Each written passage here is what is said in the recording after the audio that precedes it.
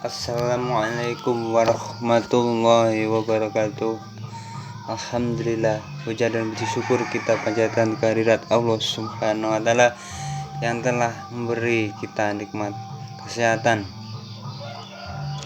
Alhamdulillah, kita akan belajar sedikit banyak tentang keutamaan sholat.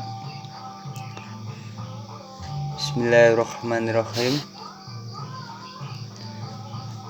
Hadis ke-1, An Ibnu Umar radhiyallahu anhu qala Rasulullah sallallahu alaihi wasallam, buniyal islamu ala khamsin, syahadati an la ilaha illallah wa anna muhammadan abduhu wa rasuluh, wa aqimis sholati wa itaiz zakati wa hajjil baiti wa shaumi Ramadan.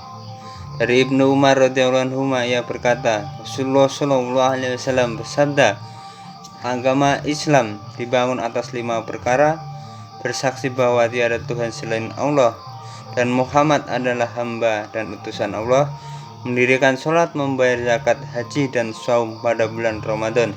Hadis riwayat Bukhari dan Muslim.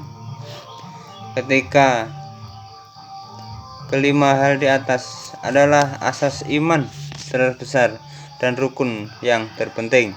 Agama Islam diibaratkan oleh Rasulullah SAW seperti sebuah kemah yang disanggah oleh 5 tiang. Tiang tengahnya adalah kalimat syahadat dan 4 tiang lainnya adalah tiang-tiang pendukung.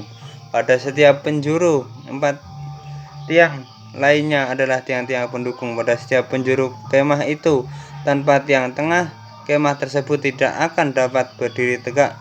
Apabila salah satu dari keempat tiang lainnya tidak ada, kemah tetap berdiri, tetapi sudut yang tidak bertiang itu akan menjadi miring dan mungkin rubuh. Berdasarkan hadis di atas, marilah kita melihat diri kita sendiri. Sejauh manakah kita telah menegakkan Islam ini? Benarkah kita telah menegakkan setiap tiangnya dengan sempurna?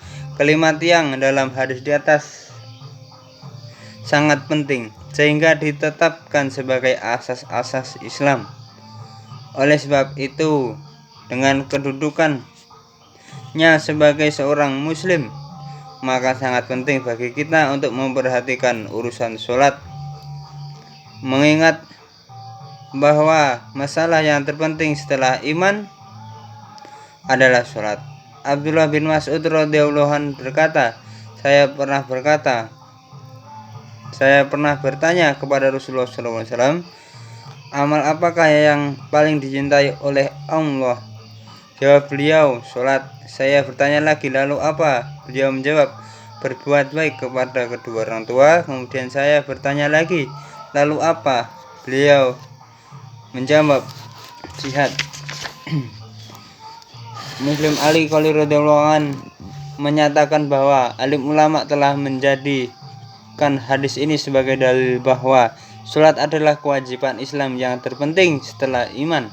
Hal ini diperkuat lagi oleh sabda Rasulullah SAW, Bismillahirrahmanirrahim, as-sholatu khairul mawdu'.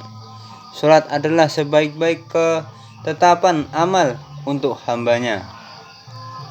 Selain hadis di atas, masih banyak hadis lainnya yang menjelaskan bahwa amal manusia yang terbaik adalah sholat.